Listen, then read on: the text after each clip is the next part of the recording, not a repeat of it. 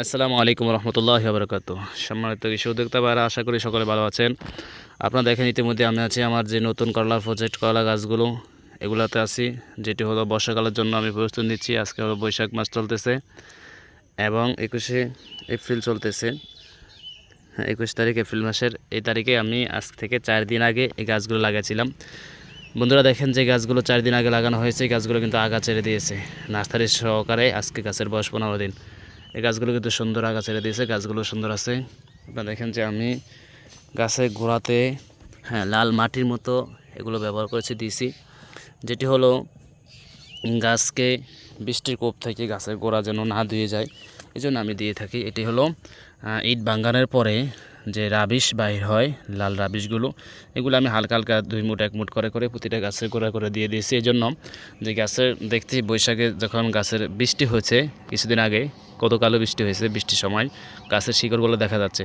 গাছের যখন শিকড়গুলো দেখা যায় তখন কিন্তু গাছ আর হাঁটতে পারে না, বলে না, চলে না, গাছের বল কমে যায়। এই জন্য শিকড় ঢাকার জন্য আমি মালচিং হিসাবে আমি রাবিশগুলো ব্যবহার করছি। তারপরও এবার মালচিং দিই না, এই জন্য যেহেতু আমি শীতকালে যেই করলা গাছগুলো দেখেন ওই পাশে চাষ করেছি, মালচিং দিয়ে কিছুটা আমি ক্ষতিগ্রস্ত হয়েছি, আবার কিছুটা ভালোও হয়েছে।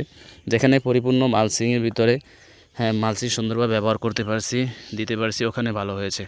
আর যেখানে আমি মালচিং ভালো ব্যবহার করতে পারিনি, আমি দিতে পারি নাই, এই জন্য ওখানে আমার ক্ষতি হয়েছে। মালচিংয়ের দোষ না, দোষ হলো আমার নিজেরই। দেখেন এখানে যদি আমি মালচিং ব্যবহার করি, আমার বেড কিন্তু একেবারে চিকন। আপনারা দেখেন যে চিকন বেড মালচিং ব্যবহার করলে এই মালচিং ঢিলা থাকবে, গরম হয়ে যাবে, গাছ গ্রোথ কমে যাবে, গাছগুলো নষ্ট হয়ে যাবে। আর এই পাশে চিকন, এই জন্য মালচিং ব্যবহার করিনি। মালচিং ব্যবহার করতে হয় পরিপূর্ণ বেডে, যে বেডে সুন্দর করে লেবেল করে। আমি একটা ভিডিও দিয়েছি, দেখছেন যে মালচিং ব্যবহার করলে অনেকে ক্ষতিগ্রস্ত হয়, অনেকে উপকারিতা পাই। কারা ক্ষতিগ্রস্ত হয়, কারা উপকারিতা হয়, আমার একটা ভিডিও আছে, আপনারা দেখতে পারেন।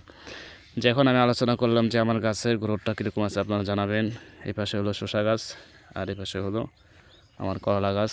যে গাছগুলো দেখতে পাচ্ছেন যে অনেক সুন্দর আছে এবং মাঝখানে ঢেলে রেখেছি, পানি দেওয়া লাগতেছে না।